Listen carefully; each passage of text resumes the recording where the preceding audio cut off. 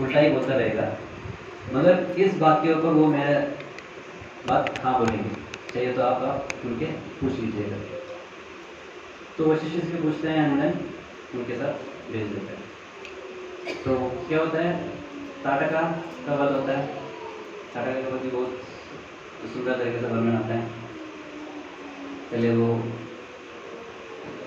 मारने के लिए तैयार नहीं थे। उसके बाद बेसिकली वीर्यवान का एक अच्छा अंडरस्टैंडिंग इधर मारीच एंड सुबाहु, उन दोनों के बीच में जब फाइटिंग उधर आता है, तो एक बाण से उन्होंने सुबाहु को मार देते हैं और मारीच को ऐसा जोर से मारते हैं वो सीधा जाके 8000 योजन दूर जाके वो गिर जाता है। तो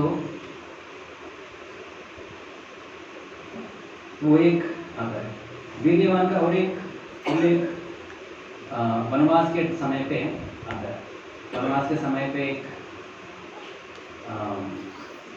शूर्पणखा आती है राम जी से, बोलते मैं इतना आपसे प्यार में हूँ करके। देन शूर्पणखा का पूरा सर्जरी हो जाता है। शूर्पणखा सर्जरी होने के बाद शूर्पणखा जाके किसको बुलाती है, भाई नहीं, रावण के पहले वो खर और दूषण को बुलाती है। तो खर और दूषण उनके सारे सैन्य के साथ उधर पहुंच जाते हैं। तो पहले वो लोग 14 राक्षस को भेजते हैं, देखो ये मनुष्य थोड़ा जंगल में घूम रहा है, कौन है करके। 14 गए, वापस नहीं आए। देन 14,000 राक्षस के साथ आते हैं। तो जैसे वो लोग आ रहे थे, लक्ष्मण जी तैयार हो जाते हैं फाइटिंग करने के लिए। तो अपना धनुष बाण निकाल के वो राक्षस को मैं दे लेता हूँ, आप सीता जी के साथ अंदर रहिए करके। मगर राम जी आके बोलते हैं नहीं, ये मैं अकेला फाइटिंग लड़ूंगा इसके साथ करके। तो उसका भी एक छोटा सा प्रीवियस स्टोरी आता है। तो एक बार सीता जी ऐसे ही राम जी के साथ एक प्रश्न पूछते हैं, बहुत सालों से देख रहा हूँ आपके कंधे पे ये धनुष है, ये बस आभूषण है या इसको प्रयोग करना भी आपको आता है क्या?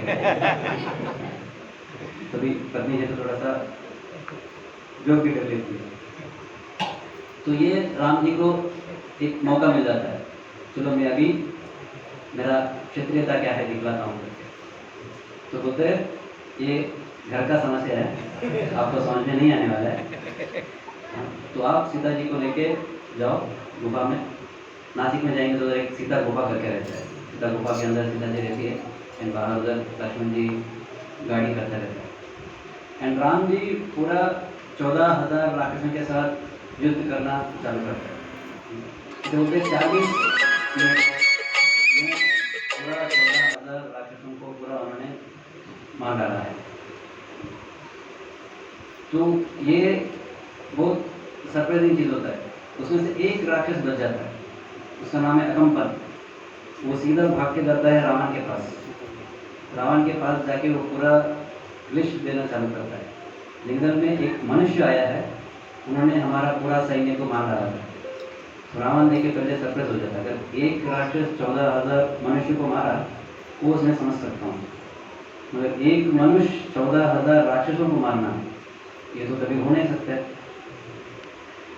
तो देन अकम्पन पूरा बोलने लगता है, राम जी इतना शक्तिशाली है, वो कब बाण निकाल रहे हैं, कब निकाल रहे हैं और कब छोड़ रहे हैं, कुछ समझ में ही नहीं आ रहा था। ऐसा बाणों का वर्ष आ रहा था वहाँ से और एक एक आदमी मरते जा रहा था करके बोलते हैं। जिनको एक आता है भगवान राम जी का वीर्यवान, बहुत शक्तिशाली है, इसके बारे में धर्मज्ञ करके और एक गुण के बारे में बता दिया। इसके बारे में एक छोटा सा लीला के बारे में बोल सकता हूँ। यह विश्वामित्र मुनि राम जी को लेके गए थे। ताटका, मारी, सुबाहु सबका वध हो गया, यज्ञ का पूर्ति हो गया। उसके बाद कहाँ जाते हैं, मिथिला नगरी जाते हैं। तो पूरा टारगेट तो एक यज्ञ का ही था, मगर विश्वामित्र का अंदर से बहुत कुछ प्लान्स भी थे, सीता और राम का विवाह भी करवाना है। तो मिथिला नगरी में लेके जाते हैं और उधर सीता देवी रहती है। सीता देवी का विवाह होने के लिए जनक जी ने एक कंडीशन रखा था, जो आएगा वो एक धनुष है, वो शिव धनुष, जो उसको उठाएगा और उसको चाप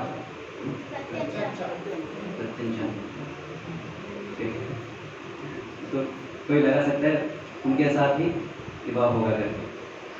तो विश्वामित्र राम जी को कुछ बोलते नहीं है, चलो हम थोड़ा सा जाते हैं, इधर मिथिला नगरी है, उधर जनक महाराज है, उनके साथ मिलते हैं। तो वहाँ अगर गए एंड पूछते हैं इधर आपके पास कुछ तो बड़ा सा बांध है करके मैंने सुना है, शिव धनुष। जनक महाराज दिखलाते हैं। देन हमारे विश्वामित्र राम जी को बोलते हैं चलो पुत्र राम थोड़ा जाके वो धनुष को देख के आओ करके। तो राम जी के उसका गुरु विश्वामित्र ने बोला जाओ और धनुष को देख के आओ करके। तो अभी वो क्षत्रिय है, देखना माने वैसा वो देख के नहीं आता है, तो उसको उठाता है। पहले वो नमस्कार करता है अच्छे से, शिव धनुष है, देन परिक्रमा करता है, आदर के साथ उसको उठाता है।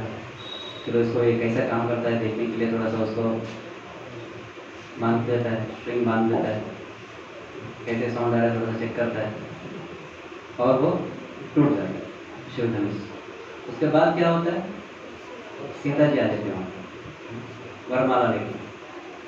धनुष को आपने उठाया तो सीता जी आपका विवाह हो सकते हैं। तो राम जी सडनली पीछे हो जाते हैं। ये डीलिंग में नहीं था। विश्वामित्र मुनि ने मुझे बस वहाँ जाके धनुष को देखो करके ही बोले थे, मगर सीता जी के साथ विवाह के बारे में उन्होंने बोला नहीं है। अगर विवाह होना है तो जाके मेरा पिताजी के साथ बात करना पड़ेगा। तो वो पीछे हो जाता है। तो आजकल का लोग तो ऐसा कोई सोचते नहीं है कि हो गया तो आगे चले जाते हैं, माता पिता को बाद में बोलेंगे करके सोचते हैं। मगर राम जी है, धर्म पालन करने वाले हैं, तो वो पीछे हो जाते हैं एंड बोलते हैं कि अगर शादी होना है तो पहले दशरथ महाराज को बोलो, उसके साथ अगर वो ओके बोलेंगे तो आगे जाएंगे। तो ये सुन के सीता जी को बहुत प्रसन्नता हो जाती है। ऐसे ये कामुक नहीं है मेरे पीछे पड़ने वाला है, वो भी बहुत आनंद हो जाती है। तो धर्मज्ञ करके आता है। तो ऐसा अलग अलग स्तर पे क्या क्या धर्म पालन करना चाहिए वो राम बहुत प्रॉपरली दिखलाते आते हैं। और एक गुण के बारे में आता है कृतज्ञ। कृतज्ञ का मतलब ग्रेटिट्यूड, ग्रेटफुल। मैंने अगर किसी ने आपके लिए कुछ अच्छा कार्य किया है जिंदगी भर उसको याद रखिएगा। वो जटायु कहता है। तो जटायु ने क्या किया है, सीता जी का बचाने का कोशिश किया है, पूरा बचा भी नहीं पाया। हनुमान ने क्या किया, प्रयोजन साथ दिया। तो पहले एक नहीं, हनुमान जी का एक पहले अच्छा सा उल्लेखन आता है। हनुमान जी जाते हैं सीता जी को खोजने एंड सीता जी को वो कहाँ है वो ढूंढ लेते हैं एंड सीता जी कौन सा स्थिति में है करके भी वो ढूंढ लेते हैं। ढूंढ लेके वो हनुमान जी वापस आते हैं किष्किंधा में। आके पहली बार राम जी क्या बोलते हैं उनको, मैंने सीता जी को ढूंढ के निकाला करके नहीं बोलते हैं, ढूंढा सीता जी को मैं करके बोलते हैं। तो मैं वो शब्द पीछे रखते हैं, सीता जी को भी पूछा पीछे रख देते हैं। जैसे सीता बोला तो राम जी सोचने लगेंगे कि सीता जी जिंदा है या जिंदा नहीं है करके उनका मन में आ सकता है। तो पहले बोलते हैं हाँ मैंने देखा है करके बोलते हैं। उसके बाद सीता जी को देन मैंने करके बोलते हैं। तो बेसिकली लंका जाके वहाँ पे उन्होंने सीता जी का एक संदेश दिला के सीता जी का संदेश को लेके वापस वो किष्किंधा तक पहुँच जाते हैं। एंड वहाँ पे राम जी कौन सा स्थिति में है, वो वनवास में है, कुछ नहीं है। जनरली अगर कोई राजा के पास कोई अच्छा खबर लेके आता है तो क्या करता है, तुरंत उनके गले में से हार निकाल के दे देता है। कोई आपको एक अच्छा पेट दिया, कोई आपको अच्छा सा एक समाचार दिया, उनको आप कृतज्ञता पूर्वक एक रिटर्न में कुछ गिफ्ट देना चाहिए। अगर इधर राम जी के पास कुछ नहीं है देने के लिए, तो बोलते हैं आपने जो समाचार दिया वापस लेके आके आपने मुझे वापस जीवित किया है। 4-5 महीना हो जाता है वहाँ पे, नहीं पूरा 8 महीना हो जाता है। सीता जी कहाँ हैं करके कुछ पता नहीं है राम जी को, कंप्लीट एंग्जाइटी में है। तो उधर वो समाचार देने से राम जी बोलते हैं कि आपके प्रति मैं बहुत कृतज्ञ हूँ करके। तभी कृतज्ञता को कैसे बतलाते हैं? राम जी बोलते हैं पूरा दुनिया में संसार में जो भी है वो मैं आपको दूंगा, तो भी वो इक्वल बराबर नहीं होगा, तो मैं अपने आप को आपको देता हूँ। तो पहली बार उधर राम जी हनुमान जी को आलिंगन करते हैं। तो ऐसे देखे जाएंगे तो हनुमान जी एक वानर है, एक वानर के बंदर बोला जाते हैं, तो मनुष्य से बहुत कम स्थिति में है, मगर फिर भी एक राजा होते हुए भी वो एक वानर के साथ आलिंगन करते हैं। तो वो राम जी के बारे में बहुत एक बड़ा योगदान आता है, बड़ा गुण वहाँ से पता चलता है। वानर के साथ इतना संग में रहने के लिए वो पीछे नहीं हटते हैं। हाँ, सुग्रीव को आलिंगन के करके नहीं आता, शटर दिया था। तो जटायु को क्या किया है? जटायु पूरा रावण के साथ वो युद्ध करता है, युद्ध करने की कोशिश करता है, और उसके बाद जटायु तो एक बूढ़ा आदमी है, तो वो उनका पंख कट जाता है और उधर नीचे गिर जाता है। एंड राम जी वहाँ आके जटायु को पूरा धर्म संस्कार करते हैं। जनरली कोई पुत्र अपने पिताजी के लिए अंतिम संस्कार करता है, मगर इधर राम एक वल्चर, क्या बोलते हैं हिंदी में, गिद्ध, हाँ, एक वल्चर के लिए वो वहाँ पे अंतिम संस्कार कर रहे हैं। तो अपना कृतज्ञता वहाँ पे वो दिखलाते हैं, और वो समय में बोलते हैं कि मैं अभी आपको सीधा वैकुंठ भेज रहा हूँ करके राम जी बोलते हैं। तो वो एक जगह है वहाँ पे राम जी बताते हैं कि मैं भगवान हूँ करके। अगर भगवान नहीं है तो वैकुंठ धाम कैसे भेज सकते हैं? तो ऐसा एक छोटा सा गिद्ध के प्रति भी वो कृतज्ञता दिखाते हैं। आगे जाके भी चलेगा।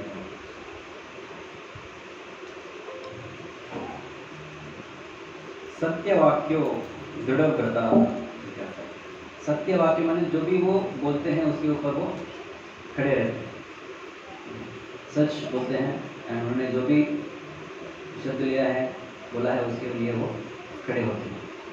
तो पहले है कि वो एक पत्नी व्रत करके बोलते हैं, और दूसरा शादी नहीं करूँगा करके। रिसेंटली हम तिरुपति तक जाके आए थे, तो उधर भी एक पद्मावती का स्टोरी आता है। तो पद्मावती का लीला के लिए वापस क्यों आना पड़ा? क्योंकि वो राम जी के टाइम पे वो उनके साथ शादी नहीं कर पाए। तो इसके लिए माया सीता के बारे में एक उल्लेखन आता है, एक प्रस्ताव उधर आता है। जो वेदवती थी वो सीता के रूप धारण करके लंका में रही थी। तो पूरा वो लंका में जो रही थी वो ओरिजिनल सीता नहीं थी, ओरिजिनल सीता अग्निदेव के पास थी, और उसके बाद उनकी जगह पे वेदवती सीता के रूप में उधर लंका में थी। तो पूरा युद्ध हो गया। देन सीता देवी वो वेदवती को लेके आती है, तो बोलती है ये भक्त ने आपके लिए इतना इतना किया है मेरे लिए, सीता जी की जगह पे वो पूरा कष्ट झेला है। तो बोलते हैं ये भी आपका बहुत अच्छा भक्त है और आपको पति के रूप में चाहती है, तो इनसे आप शादी करा लो। राजा होते हुए कितने भी शादी करने के लिए वो कर सकते हैं, और फिर बोलते हैं कि मैं इस जन्म में एक पति होती हूँ, दूसरा पति को नहीं ले सकता हूँ, इसके लिए अलग सा और एक जन्म लेके आएंगे। तो उसके लिए वो पूरा तिरुपति बालाजी का सुने भी उधर आता है।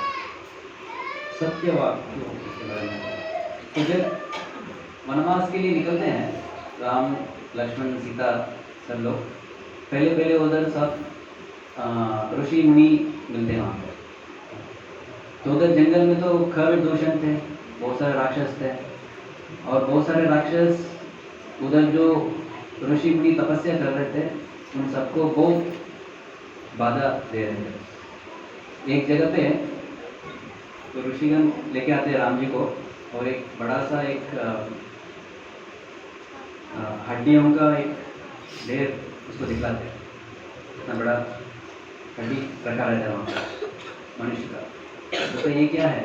तो बोलते हैं इधर जो ऋषि मुनि तपस्या कर रहे हैं, राक्षस लोग आते हैं, उनको पूरा खा के चले जाते हैं, और जो भी हड्डी बचा है वो इधर हमने रखा है क्यों? आपको दिखाने के लिए। राम जी आ रहे करके बताए।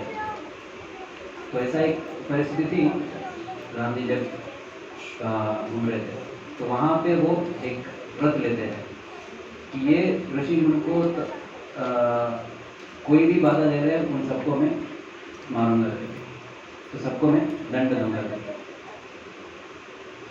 तो तब सीता जी आके बोलती है कि ये राक्षस हमारे साथ कुछ झगड़ा नहीं कर रहे हैं, हम तो इधर वनवास में आए हैं। वनवास मैंने पूरा कोई राज्य पालन नहीं करना है, राज्य पालन तो कौन कर रहा है? भरत जी कर रहे हैं। तो इधर हम तो बस वन में रहने के लिए आए हैं, एक साधारण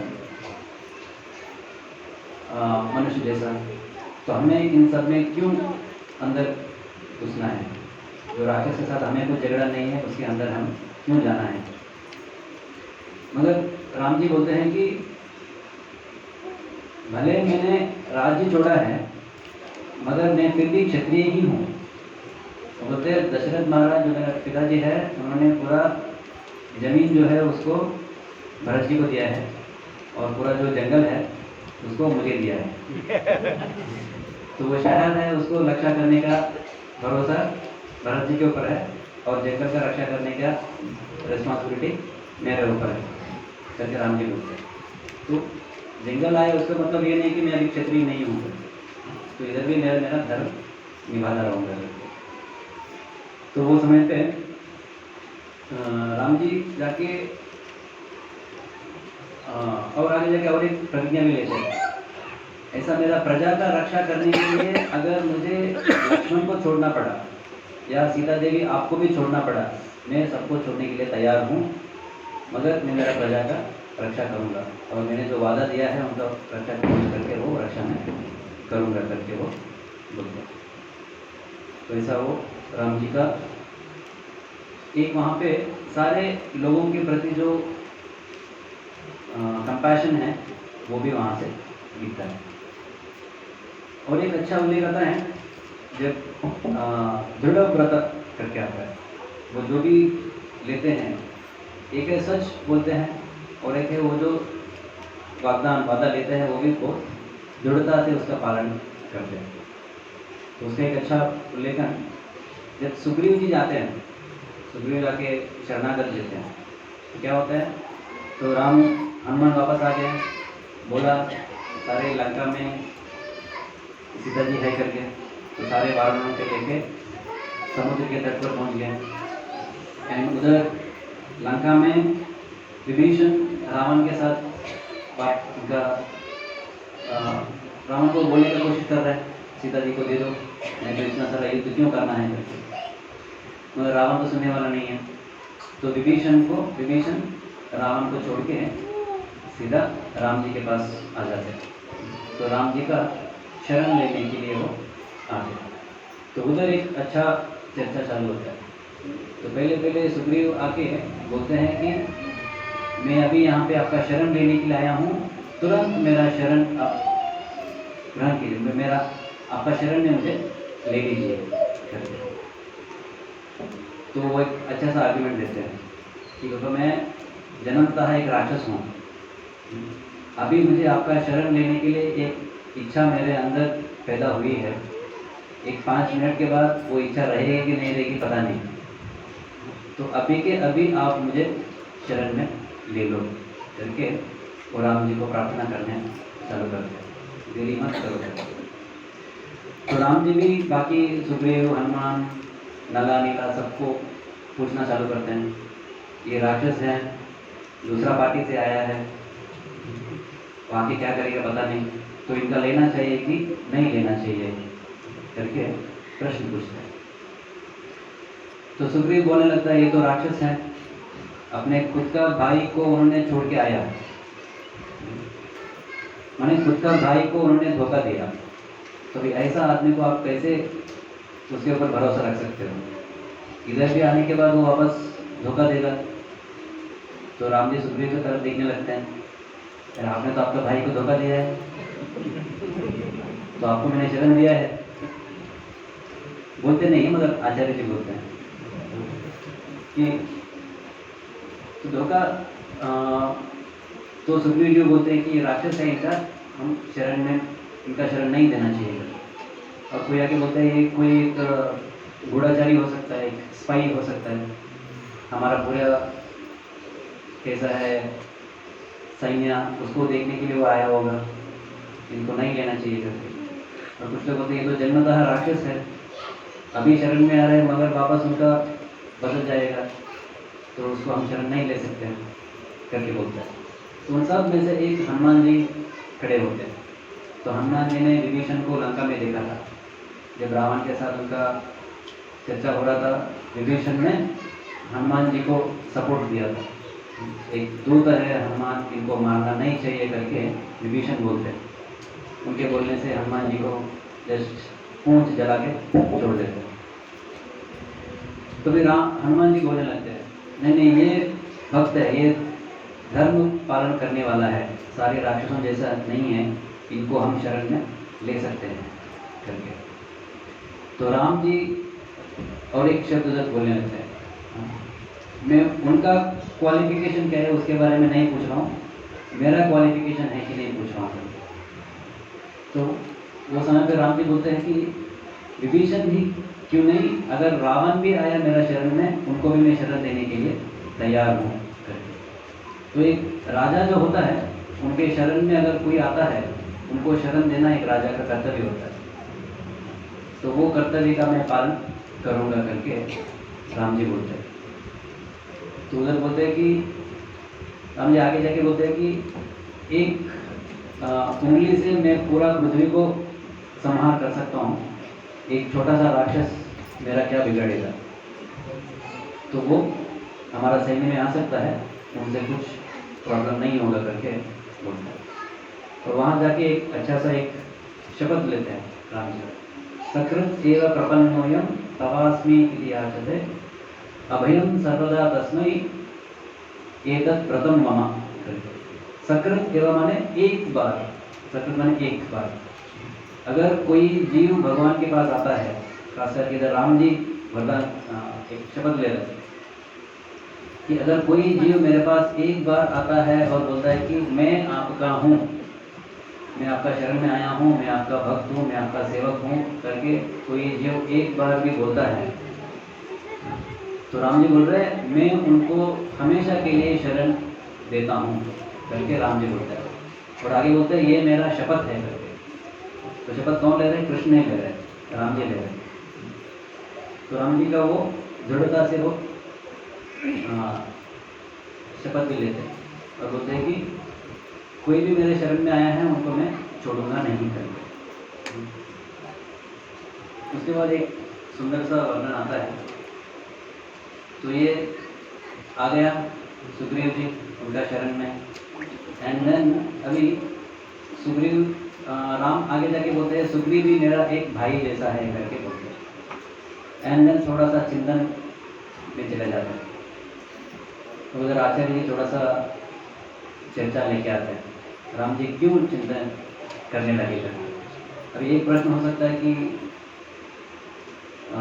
सुग्रीव को शरण दिया, हाँ आगे जाके सुग्रीव को उधर लंका का राजा बनाते, उधर का उधर ही सॉरी हाँ विभीषण सुग्रीव को विभीषण को शरणागति देने के बाद विभीषण को वो लंका का राजा बनाते, उधर ही पूरा विभीषण का अभिषेक करके किरीट लगा के आप अभी से लंका का राजा हो करके बतलाते हैं। एंड और समय पे राम जी बोलते हैं आप मेरा भाई जैसा हो करके भी बोलते हैं। और उसके बाद वो थोड़ा चिंता में चले जाते हैं। तो आचार्य जी पूछते हैं कि क्यों चिंता में चले गए। एक चीज़ ये हो सकता है कि अगर उठ के कल रावण आया शरण लिया तो उनको क्या करेंगे, तो उनको किसका राजा बनाएंगे। इधर तो लंका का राजा विभीषण को बना दिया तो राम जी कंफ्यूजन में चले जाएंगे। तो राम जी बोलते हैं नहीं नहीं उसका फिर कोई चिंता नहीं है मेरा, अगर रावण आया मेरे शरण में उनको मैं अयोध्या दे दूंगा, अयोध्या है उनको देने के लिए। लेकिन आचार्य बोलते हैं अयोध्या तो भरत जी रूल पालन कर रहे हैं, भरत जी को क्या दोगे। तो बोलते हैं पूरा वैकुंठ है देने के लिए कुछ कमी नहीं है करके। आचार्य जी बोलते आप क्यों चिंतित हो करके। तो बोलते अभी मैं इनको मेरा भाई करके बोला हूँ, भरत लक्ष्मण जो है उनका राज्य पालन करने का कुछ इच्छा नहीं है, वो लोग अपना राज्य लेके मेरे सर पे लग रहे हैं। भरत जी राज्य पालन करने के लिए तैयार नहीं है। बोलते हैं राम जी आप ही राज्य पालन करो करके। अभी विभीषण को भी मेरा भाई करके बोला, विभीषण भी कल आके बोलेगी कि लंका का भी आप ही राज्य पालन करो करके, ये तो प्रॉब्लम हो जाएगी। तो बोलते हैं राम जी वो एंग्जाइटी में है करके, विभीषण अच्छे से पालन करता है, छूटता नहीं है। तो मगर वहाँ पे विभीषण का जो शरणागति है वहाँ पे राम जी का दृढ़ता के बारे में अच्छा सा एक आता है।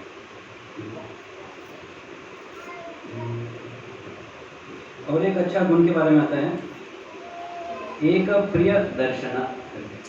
भगवान राम का दर्शन लेने में बहुत राम जी का सुंदर रूप है करके वर्णन आता है।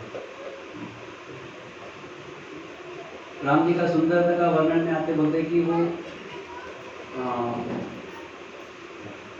सौंदर्य के उल्लेख में एक प्रस्ताव है। जब राम सीता और लक्ष्मण वनवास में जा रहे थे तो जाने के पहले सुमित्रा जी लक्ष्मण जी को कुछ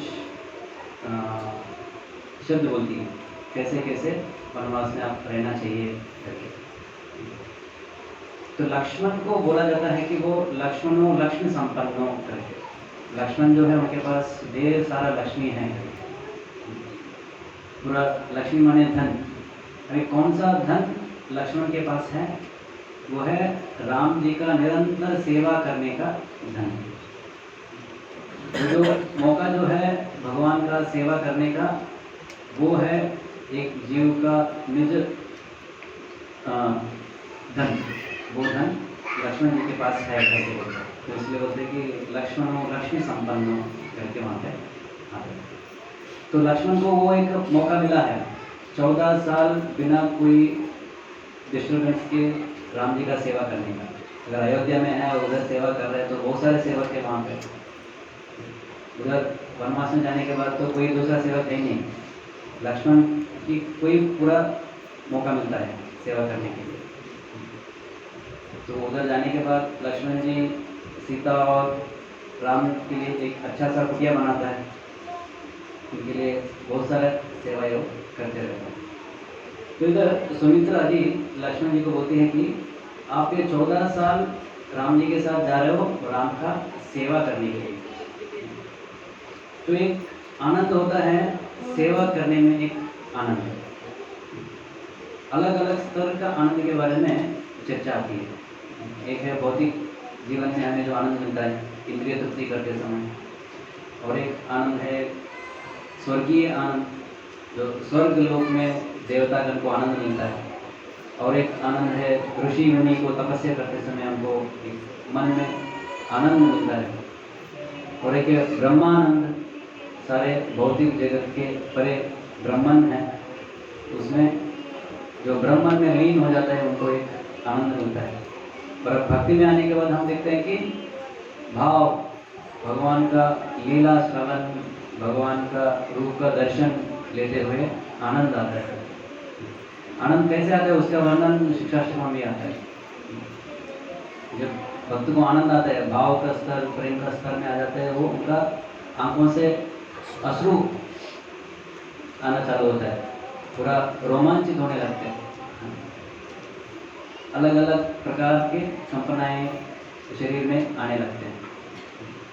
मगर बोलते हैं कि यह है भक्ति के आनंद ही, भाव के स्तर पे, प्रेम के स्तर पे एक भक्त को वो आनंद मिलता है। मगर बोलते हैं कि भक्त जो है वो आनंद को भी नकारते हैं, क्योंकि वो सेवा में बाधा देती है। एक अच्छा उदाहरण कृष्ण और दारू का, जो कृष्ण का जो ड्राइवर है तो उनके बारे में आता है। तो दारू का एक बार कृष्ण का व्यजन कर रहे थे और कृष्ण और का सुंदर रूप देखते हुए उनका आंखों से अश्रु का धारा निकल रहा था। अब क्या हो जाता है, आंखों से अश्रु निकला तो सामने जो है हम ठीक से देख नहीं पाते हैं। अगर ठीक से देख नहीं पाते हैं तो सेवा कैसे होगी। तो दारू का अपने अश्रु को गाली दे रहा था, मैंने उसको रोको करके बोल रहा था। तो भक्त जो है भगवान का सेवा करने में ज़्यादा आनंद लेते हैं। तो भगवान का दर्शन लेने में जो आनंद आता है उसको भी वो थोड़ा सा पीछे रखते हैं। तो ऐसे इधर सुमित्रा जी लक्ष्मण को बोल रही है, राम जी का जो सुंदर रूप है उसके साथ आप 14 साल अकेला रहने का आपको मौका मिल रहा है। राम जी को देखते हुए आप सेवा का छोड़ो मत। राम जी का जो चलने का ढंग जो है वो अलग अलग प्रकार से होते हैं। सिंह गति, गज गति, सर्प गति चलता, सिंह जैसा चलता है वैसा उनका चलना रहता है करके। एक गज हाथी जैसा चलता है वैसा वो कभी कभी राम जी चलते हैं करके। वो देखते हुए आप मुक्त मत हो जाओ, आपको सेवा को आप भूलो मत करके सुमित्रा जी लक्ष्मण जी को होती है। तो राम जी का सौंदर्य को देख के और एक घटना भी होती है, जब वो वनवास में जा रहे थे, सारे ऋषि मुनि राम जी को देखते हैं।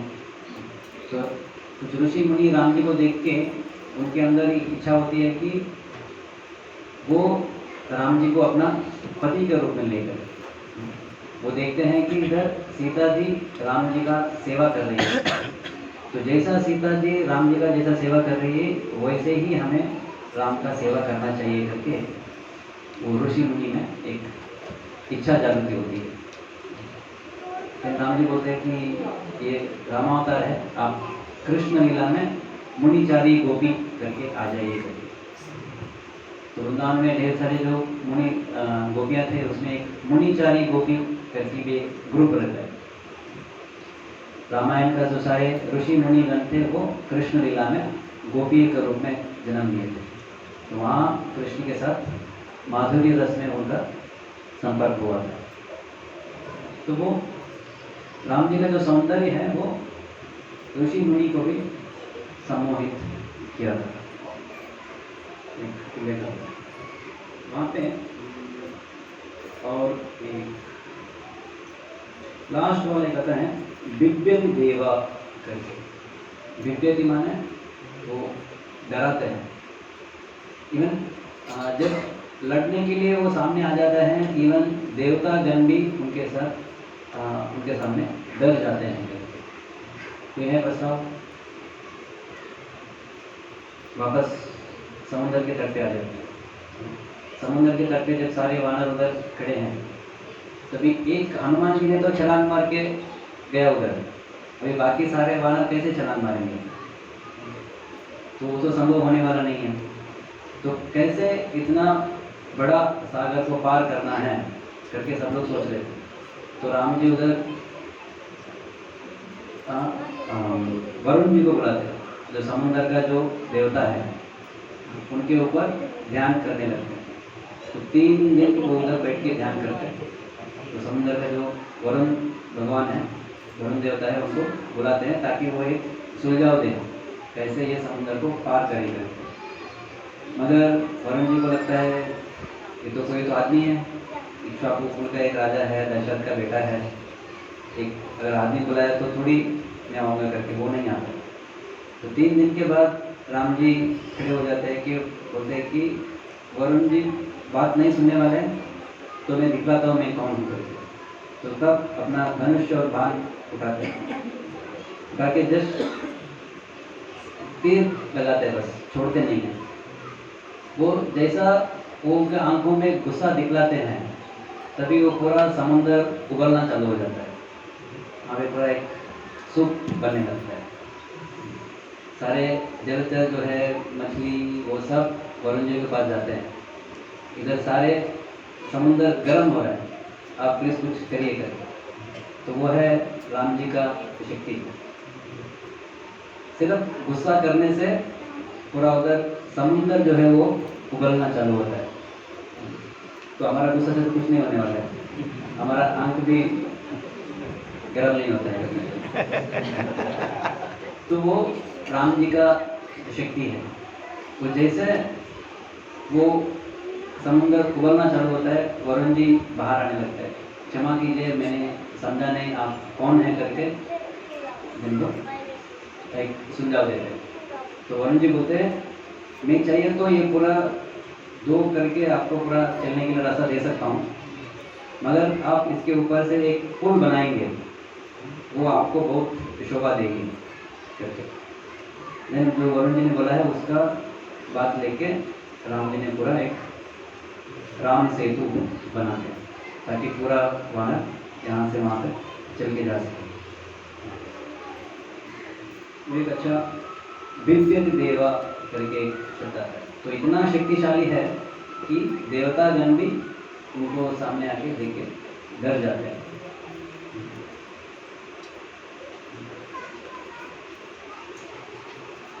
और एक गुण के बारे में बताते हैं। जब राम रावण का जब युद्ध हो रहा था, रावण आते हैं अपने रथ के ऊपर खड़े होके, और अगर राम जी के पास रथ है क्या? कुछ रथ नहीं है। अगर रथ से कोई आया उनके साथ लड़ाई करने के लिए, अगर एक रथ रहेगा तो अच्छा रहेगा। तो राम जी को रावण के साथ युद्ध करने के लिए इंद्र अपना खुद का रथ भेजता है। तो इंद्र का जो चैरियट ड्राइवर है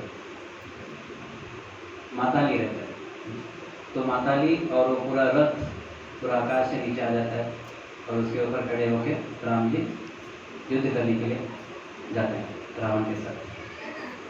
तो रावण के साथ जब युद्ध होता है, ऐसा बोलते हैं कि राम और रावण का युद्ध कैसा है करके वर्णना बोलते हैं कि राम और रावण का युद्ध राम और रावण के युद्ध जैसा है। अगर आप किसी सौंदर्यता को वर्णन करना चाहते हो, बोलते हो आप चांद जैसा सुंदर है करके, मैंने चांद सबसे सुंदर है, उसका बाकी लोगों का सुंदरता चांद के साथ तुलना में बढ़ते हैं। और इधर राम और रावण के युद्ध को तुलना करने के लिए कोई दूसरा युद्ध है ही नहीं। तो इतना लगातार उन दोनों के बीच में युद्ध हो रहा था। तो उसके लिए बोलते हैं कि राम रावण युद्ध राम रावण युद्ध जैसा ही है। तो जब उन दोनों का युद्ध हो रहा था, राम जी की तरफ से सारे वानर, रावण के तरफ से सारे राक्षस अपने अस्त्र बाजू में रख के खड़े होकर देख रहे थे। बोलते उनका युद्ध देखना है, वो लोग कैसे फाइटिंग कर रहे थे। तो भी इतना अच्छा था। तो वो समय पे क्या होता है, राम जी वो माताली जो ड्राइवर है उनको आदेश देते हैं, चलो इधर चलो उधर चलो कर। तो अभी वो किसका ड्राइवर है? इंद्र का ड्राइवर। मगर इधर आया है राम जी का सेवा करने के लिए।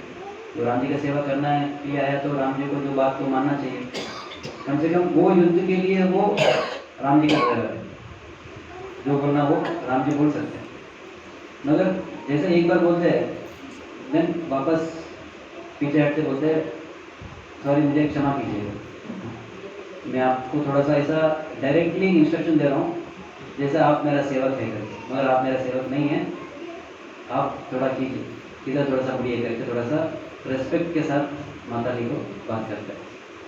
तो वो युद्ध का जो हाई इंटेंस क्या होता है, टेंस सिचुएशन में भी राम जी अपना मर्यादा को छोड़ते नहीं है।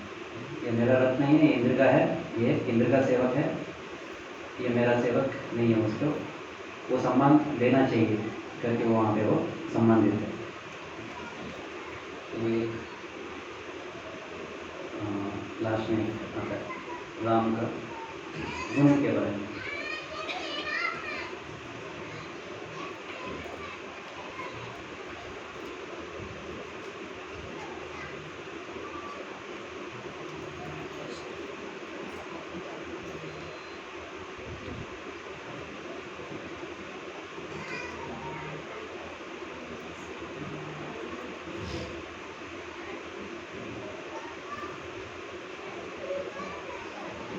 जैसा अलग अलग वर्णन में हमें 4-5 गुण के बारे में लिखा है। सर्वभूतेषु यो हितः,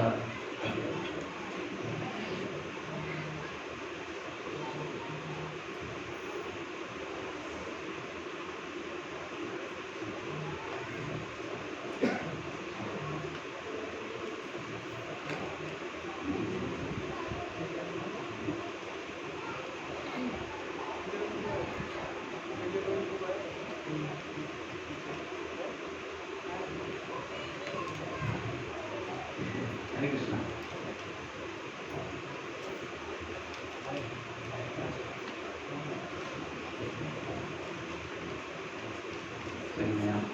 वेदांत स्वामी नमस्ते सरस्वती देवे गौरवाणी प्रचारिणे निर्विशेष पाश्चात्य वंचाकल्पतरुश्च कृपासिन्धुभ्येव च पतितानां पावनेभ्यो वैष्णवेभ्यो नमो नमः। जय श्री कृष्ण चैतन्य प्रभु नित्यानंद श्री अद्वैत गदाधर शिवासादि गौर भक्तवृंद। हरे कृष्णा कृष्णा कृष्णा हरे हरे, हरे राम राम राम हरे हरे। तो प्रभु जी ने बहुत ही अच्छी तरह से संक्षिप्त में रामायण की कथा जो है उनको बताई।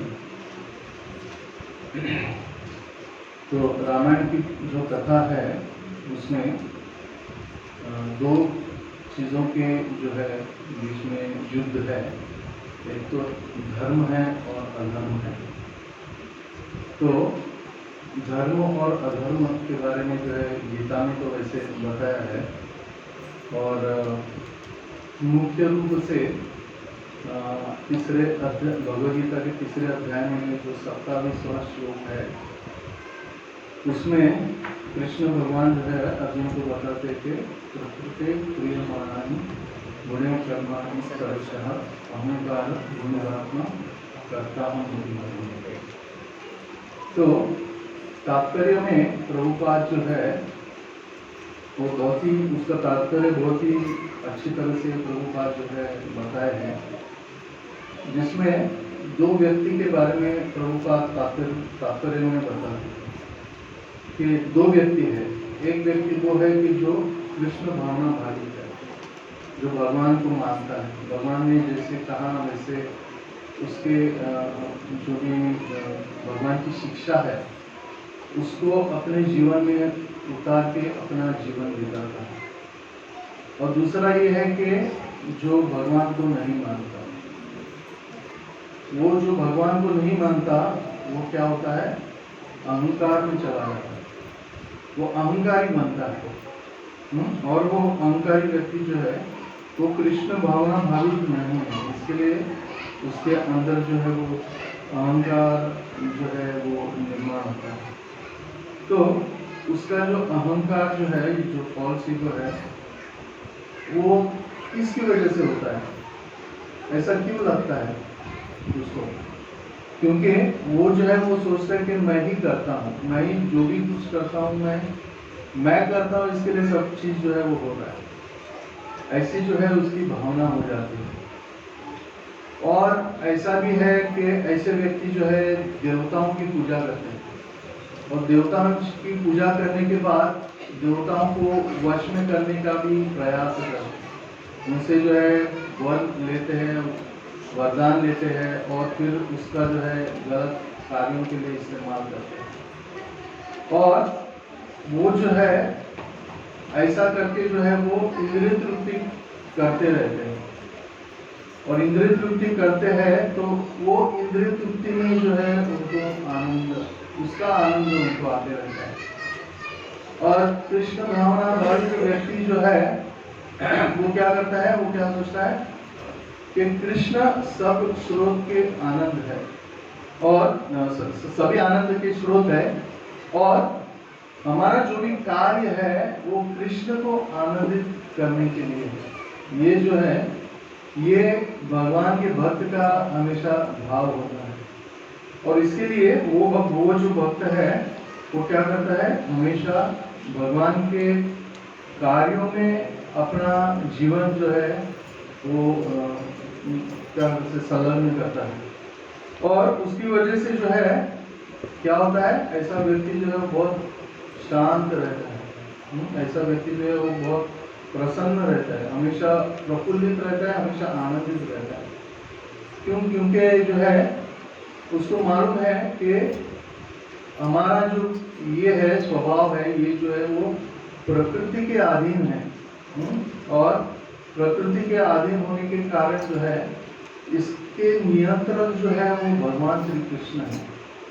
हमारे जो नियंत्रक है वो कौन है, भगवान श्री कृष्ण है, और भगवान कृष्ण के नियंत्रण में ही जो है सब कार्य हो रहा है। ऐसा ये जो है भगवान के भक्त का भाव है।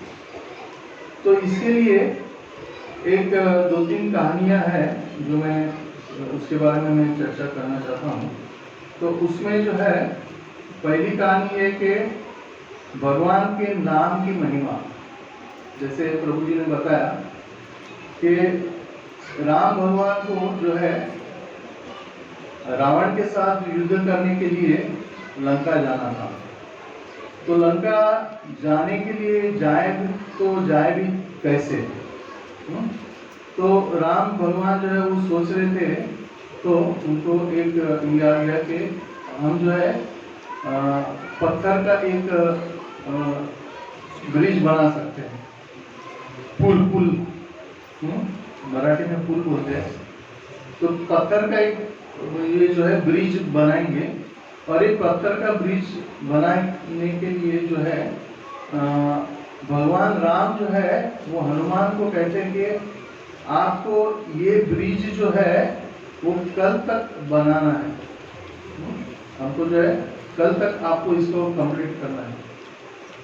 ऐसे करके राम भगवान जो है वो हनुमान जी को ये आदेश देते हैं। तो एक भक्त होने के नाते, एक नम्र भक्त होने के नाते हनुमान जी जो है वो ये नहीं सोचते कि ये कैसे होगा। हनुमान जी सोचते हैं कि ये भगवान का आदेश है तो ये संभव है। अगर भगवान ने आदेश दिया है तो ये चीज जो है वो संभव है। और हनुमान ये भी सोचते हैं कि अगर भगवान ने आदेश दिया है तो वो कार्य पूरा करने के लिए सामर्थ्य जो है वो भी भगवान ही देंगे। भगवान के कार्य के लिए हम जो भी कार्य करते हैं, हम जो भी सेवा करते हैं, तो कठिन से कठिन सेवा भी जो है वो भगवान के जो उनका जो आशीर्वाद है उससे जो है वो संभव हो जाता है। जैसे कि हम देखते हैं श्रील प्रभुपाद के लीला में, जो जिन्होंने अंतर्राष्ट्रीय कृष्ण भावनामृत संघ का स्थापना किया, तो हम देखते हैं कि प्रभुपाद जो है ऐसे लोगों को प्रचार किए जिनको कृष्ण के बारे में कुछ मालूम ही नहीं है ना। उनको क्या किया, सिर्फ हरे कृष्ण महामंत्र का कीर्तन के माध्यम से जो है क्या किए, प्रभुपाद जो है उनको भक्त बनाए। और थोड़ा समय जाने के बाद प्रभुपाद ने उनको क्या किया, सीधा आदेश दिया। क्या आदेश दिया? आप जो है यूके में जाके जो है मंदिर बनाओ, आप जो है रशिया में जाओ। ऐसे अलग अलग भक्तों को जो है प्रभुपाद बोले कि आप जो है जाके उधर सेंटर खड़ा करो। तो ये प्रभुपाद का जो आदेश है वो क्या है, कृष्ण भगवान का आदेश। क्योंकि कृष्ण और गुरु जो है वो भिन्न नहीं है, एक ही है। तो वैसे जैसे प्रभुपाद ने उनको जो आदेश दिया, प्रभुपाद तो अपने आप को क्या बोलते हैं ना, कृष्ण के हाथ में एक कठपुतली समझते थे। प्रभुपाद ने इतने बड़े संस्था बनाई, लेकिन कभी भी वो ये नहीं सोचे कि उन्होंने ये कार्य किया, इन्होंने ये संस्था बनाई। 2 दिन पहले हमने एक कोड भेजा, उसमें मैंने एक कोड भेजा था, उसमें प्रभुपाद जो है कहते हैं कि ये कैसे संभव है कि ये जो भागवत जो उसका जो ट्रांसलेशन एंड परपोर्ट जो है उसको जो मैं कर रहा हूँ, वो जो चीज जो है वो हो रही है, और इतना अच्छा ये चीज हो रहा है, वो प्रभुपाद कहते कि ये सब चीज जो है वो कैसे संभव है। जैसे प्रभुपाद खुद ही बोलते हैं अपने आप को, वैसे देखा जाए तो प्रभुपाद दिख रहे हैं, लेकिन प्रभुपाद जो है उसमें भगवान कृष्ण का हाथ देख रहे हैं। तो भगवान कृष्ण का हाथ देख रहे हैं, और फिर जो है प्रभुपाद जो है अपना कार्य कर रहे हैं। तो भक्तों को हमेशा हम जो भी कार्य करते हैं तो हमको जो है भगवान का कार्य करते वक्त भगवान का आशीर्वाद है या भगवान खुद कर रहे हैं, ऐसा समझ के अगर उसको करें तो हम कितने तो भी ज़्यादा गुना उसको अच्छी तरह से कर सकते हैं। क्यों? क्योंकि हम जो है उसमें अपने आप को जो एक सिर्फ निमित्त मात्र समझ के जो है वो कार्य करने की कोशिश करते हैं। तो इधर जो है ये जो ब्रिज बनाने का कार्य जो हनुमान जी को कहा, तो हनुमान जी ने क्या किया, हनुमान जी जो कार्य जो इसको स्वीकार किए और उसको जो है करने का प्रण लिया, उसको जो है कल तक हमको बनाना ही है। और उन्होंने क्या किया, सभी वानरों को लेके जो है पत्थर इकट्ठा किए, बड़े बड़े पत्थर इकट्ठा किए, और पत्थर जो है वानर लेके आते थे, और हनुमान जो है उसके ऊपर राम का नाम लिखे, और राम का नाम लिख के जो है वो क्या किए, पत्थर से फेंके, और जैसे जैसे पत्थर फेंके एक के ऊपर एक जो है जाके बैठ गए, और सब पत्थर फेंके वो गिरे नहीं, सब हवा में थे। ऐसे सब पत्थर जो है उसके ऊपर राम का नाम लिख के जो है बंदर जो है वो फेंकते गए, और जो है धीरे धीरे करके जो है क्या हो गया, ब्रिज जो है वो बन रहा था। तो उस समय जो है प्रभु राम ये सब चीज देख रहे थे कि हनुमान जी जो है वो कैसे हर पत्थर पे जो है मेरा नाम लिख रहे हैं, और क्या कर रहे हैं, हवा में उसको जो है वो फेंक रहे हैं, और वो हवा में जो है वो क्या कर रहा है, तैर रहा है, और एक एक करके जो है वो ब्रिज बन रहा है। तो राम जी जो है वो खुद ऐसा सोचने लगे कि मैं भी ये करके देखता हूँ। तो प्रभु रामचंद्र क्या किए, वो भी एक पत्थर उठाए, और वो पत्थर पे जो है राम करके नाम लिखे, और राम नाम लिख के जो है क्या किए, पत्थर को फेंक दिए। तो क्या हो गया, डूब गए, पत्थर नीचे डूब गए। तो रामचंद्र को जो है थोड़ा आश्चर्य हो गया कि ये ऐसे क्यों हो रहा है। तो उन्होंने क्या किया, थोड़े समय के बाद और एक पत्थर लिया, और जो उसके ऊपर राम लिखा और वापस फेंक दिया समुद्र में। लेकिन वो पत्थर भी क्या हो गया, नीचे के गिर गया। तो हनुमान जी जो है ये चीज जो है वो देख रहे थे कि राम जो है पत्थर फेंक रहे हैं, और वो पानी में जो है वो डूब रहा है। तो हनुमान जी जो है वो रामचंद्र को पूछते हैं कि क्या हो गया। तो रामचंद्र जी जो है थोड़ा ये हो गए बोलने के लिए, और बाद में बोलते कि नहीं, मैं जो है आप जैसे कर रहे हैं वैसा मैं भी कर रहा हूँ, लेकिन मैं जो भी पत्थर फेंक रहा हूँ वो क्या हो रहा है, पानी में डूब रहा है। तो हनुमान जी जो है राम को क्या कहते हैं कि आपने जिसको फेंका उसको कौन बचा सकता है। यानी आपने अगर किसी को बोला कि जो है जाओ, तो उसको जो है कौन बचा सकता है। तो उससे जो है हम ये सीखना चाहिए कि अगर भगवान ने हमको जो है अपने पास नहीं लिया, भगवान और वैष्णव के बारे में भी बताया, कि अगर वैष्णव के दिल में हमारा ये स्थान नहीं है या भगवान के दिल में स्थान नहीं है तो दुनिया का कोई भी ताकत जो है हमको क्या कर नहीं सकता, बचा नहीं सकता। ऐसा करके जो है हनुमान जी जो यानी इसका ये जो है तात्पर्य ऐसा है।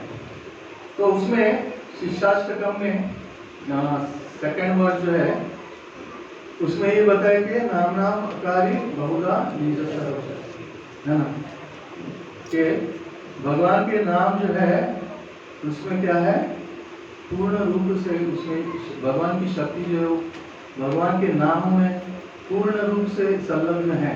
और चैतन्य महाप्रभु इस भाव में है कि कह रहे कि क्या है, मेरा ऐसा दुर्भाग्य है कि मुझे उसमें रुचि नहीं है। देखो भगवान चैतन्य महाप्रभु जो खुद भगवान का नाम लेते ही जो है एक्सटेसी में जाते थे, लेकिन फिर भी जो है इस भाव से जो है शिष्टाष्टकम में ये ऐसे प्रेयर्स जो है वो बोल रहे हैं। क्यों? वो हमारे लिए कह रहे हैं कि हमको जो है नाम के प्रति बहुत रुचि होनी चाहिए।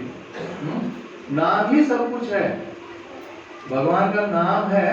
अगर वो कोई भी व्यक्ति शुद्ध भाव से शुद्ध रह के अगर लेता है तो उसमें जो है ऐसे सामर्थ्य आ जाएगा कि वो बड़े से बड़ा कार्य जो है वो बहुत आसानी से कर सकता है।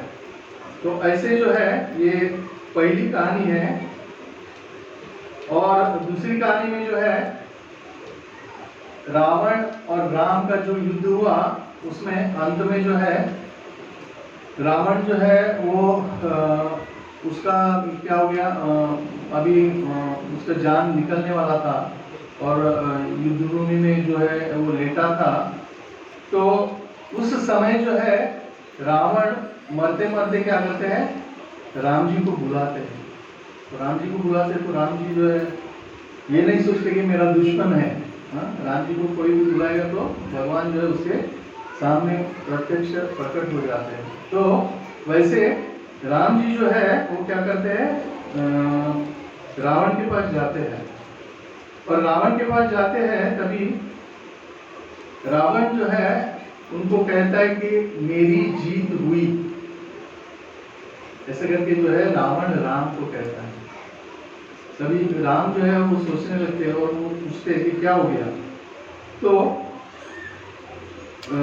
ये जो है रावण जो है वो ये कहता है कि ये युद्ध के पहले जो है मेरा भाई आपका हो गया था, मेरा भाई आपका वक्त बन गया विभीषण। और विभीषण जो है अभी क्या करेगा, आपका वक्त है, इसके लिए विभीषण जो है ये लंका के ऊपर राज्य करेगा। ऐसा करके रावण ने राम को कहा मैं तो जाऊंगा लेकिन विभीषण जो है वो राज्य करेगा। और विभीषण जो है वो मेरा भाई है। तो क्या हो गया, ये जो है ये हमारा हेरिटेज जो है वो आगे विभीषण चला के लेके जाए, यानी हमारी ही जीत हुई। ऐसा करके क्या करते हैं, रावण जो है मरते मरते भी जो है वो ये अपना भाव ऐसा वो छोड़ते नहीं है। वो बोलते कि जीत जो है वो मेरी हो गई। और एक उसका तात्पर्य में ये भी बताते हैं कि रावण ये कह रहे हैं कि मैं देखो अभी जा रहा हूं और क्योंकि मैं आपके हाथों मारा गया इसके लिए क्या कर रहा हूं, मैं आप ही के धाम में जा रहा हूं। तो वैसा भी कहेंगे, बोल रहे कि ये भी एक मेरी जीत है कि मैं जो है इतना होने के बावजूद भी आपके हाथ से मारे जाने के लिए वजह से जो है मैं क्या करूँगा, अभी आपके ही धाम में आपके पहले मैं पहुंच जाऊंगा। ऐसा करके रावण जो है वो राम को कहते हैं। और रावण जो है इस यानी रावण जो है इसमें उसके इस भाव से हम समझ सकते हैं कि वो अभी भी इस समय भी मृत्यु के समय भी यही सोच रहा है कि करता हम इतिमन्य, यानी मेरी वजह से ही जो है हुआ और अभी राज भी जो है वो हमारा ही रहेगा। यानी उसका जो अपनापन जो है वो अभी तक जो है इसमें निकला नहीं है। और इसमें और एक भी ये इसका यानी उसका इसेंस जो है उसमें ऐसे बताया गया है कि राम भगवान जो है वो कितने दयालु है, हाँ, कि उन्होंने अपने शत्रु को जो है क्या किया, अपना धाम जो है उसमें स्थान दिया। यानी इतना बुरा सब चीज करने के बावजूद भी भगवान राम ने रावण को जो है क्या किया, अपने धाम में उसको स्थान दिया। तो उससे राम की जो ये है महिमा है, या राम की जो करुणामय भाव है, उसका जो मर्सीफुल नेचर है, वो जो भी उनके शरण में जाए तो उनको वो क्या करता है, अपने आप को दे देते हैं।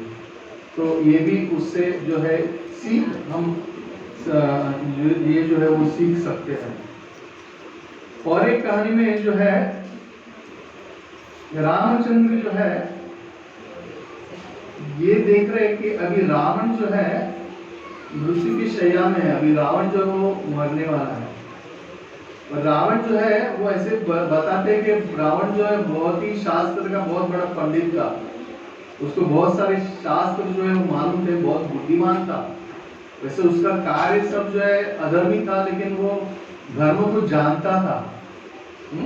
तो वो चीज जो है ध्यान में रखते हुए प्रभु रामचंद्र जो है वो सोचते हैं कि ये अभी तो जाने वाला है, लेकिन जाते जाते इससे कुछ मैं सीख सकूं तो क्यों ना सीखे।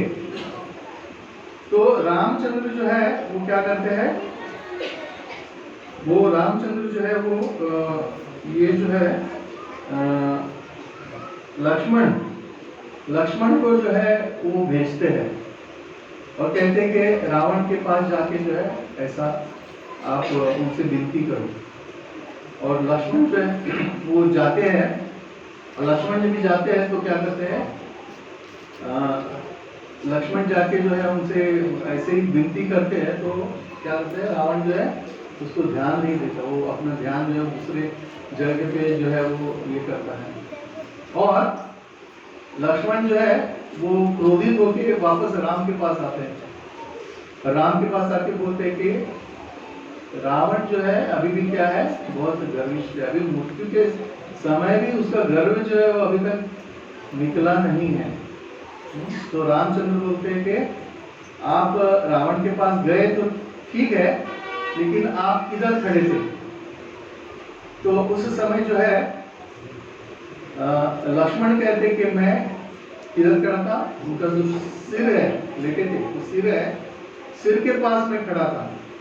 क्यों? क्योंकि वो जो भी बोले उसको सुनना चाहिए ना, तो उसके नजदीक में खड़ा था, मुंह के नजदीक खड़ा था। तो राम जो है लक्ष्मण को कहते कि नहीं, ये आपने ठीक नहीं किया, आपको क्या करना चाहिए था। वो प्रभु रामचंद्र खुद अपने एक्शन से बताते हैं। वो अपने क्या करते हैं, अपना धनुष बाण जो है नीचे रखते हैं और खुद जो है क्या करते हैं, रावण के चरणों में जाते हैं। और फिर रावण के चरणों में जाके वापस भगवान खुद विनती करते हैं रावण से। और रावण से जब भी विनती करते हैं, उनके पैरों के यहाँ खड़े रह के, तो रावण उस समय जो है भगवान की नम्रता को देख के जो है अपना मुंह खोलता है और जो है दो सेंटेंस बोलता है, दो वाक्य बोलता है। दो वाक्य ऐसे हैं कि जो बहुत ही सोचने जैसे है हर व्यक्ति को। पहला वाक्य यह है कि जो चीजें हमारे लिए बुरी रहती है हम उसके अधीन हो जाते हैं। पहली चीज क्या है, जो हमारे लिए जो चीज बुरी है हम उसके पीछे पीछे भागते हैं और हम उसके अधीन हो जाते हैं। ऐसा पहला चीज जो है वो रावण जो है वो राम को कहते हैं। और हम जो है क्या करते हैं, उसकी वजह से क्या करते हैं, हमारा कर्म जो है वो क्या होता है, सब दूषित हो जाता है। क्योंकि हम पूरे जो है गलत कार्यों में अपना जो है वो जीवन बिताते हैं, ऐसे ही कार्य करते हैं ना। जो व्यक्ति को क्या करना चाहिए, अवॉइड करना चाहिए, जो व्यक्ति को उससे दूर रहना चाहिए। यानी जो कार्य अपने लिए योग्य नहीं है उस कार्य से हमको दूर रहना चाहिए। ऐसे रावण जो है ये सब युद्ध होने के बाद राम को ये शिक्षा दे रहे हैं। और दूसरा ये कि जो चीजें हमारे लिए अच्छी है हमको जो है उसके प्रति आकर्षण नहीं होता। बंदर आ गया क्या? राम की कथा है तो जो चीज हमको क्या कहते हैं कि जो चीज हमको अच्छी, हमारे लिए जो अच्छी रहती है उसके प्रति जो है हमको उसके प्रति लगाव नहीं रहता। हाँ? और हम क्या करते हैं, हम अलग अलग बहाने बनाते हैं उस अच्छे चीज से भागने के लिए, है ना। कुछ अगर कुछ बोले, किसी को कोई बोले कि आप ऐसा करो ये अच्छा है आपके लिए, तो हम क्या करेंगे, उसको कुछ बहाना बना के बोलेंगे नहीं, हम बोलेंगे ना मुझे नहीं करना है, ऐसा नहीं बोलेंगे।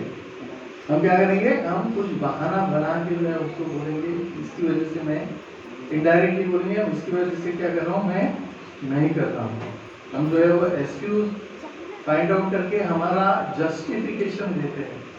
ऐसा जो है रावण जो है वो राम को कह रहा है।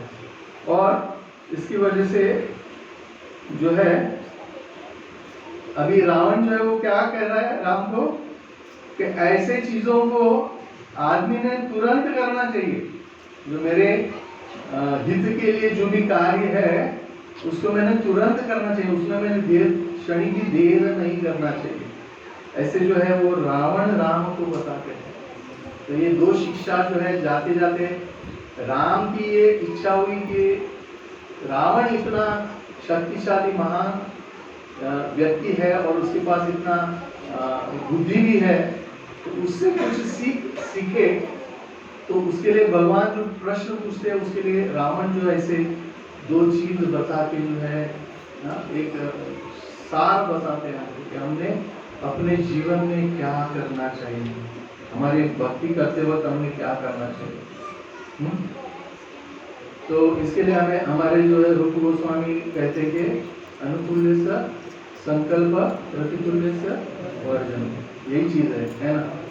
अनुकूल चीज जो भक्ति में है उसका संकल्प करो, और जो चीज अनुकूल नहीं है उसको क्या करो, त्याग करो। क्योंकि जो चीज अनुकूल नहीं होती वो हमारी भावना को दूषित कर देती है, हमारा उतना समय बर्बाद कर देती है। और अंत में और एक चीज रावण बताते हैं कि अभी क्या है, मेरे पास समय नहीं है, नहीं तो मैं आपको और भी मैंने बता सकता था। यानी देखो, अगर अर्जुन यानी अगर रावण को समय मिलता तो और न जाने क्या क्या राम जी को ही, भगवान को ही वो बताता। तो वैसा है कि हर जीवात्मा वैसा देखा जाए तो ब्रॉड लेवल पे बुरा या अच्छा नहीं होता। उसका जो संग है, उसका जो भावना है ना, उसके जो कर्म है वो उसको अच्छा या बुरा बना देती है। हरे कृष्ण। श्रील प्रभुपाद की जय।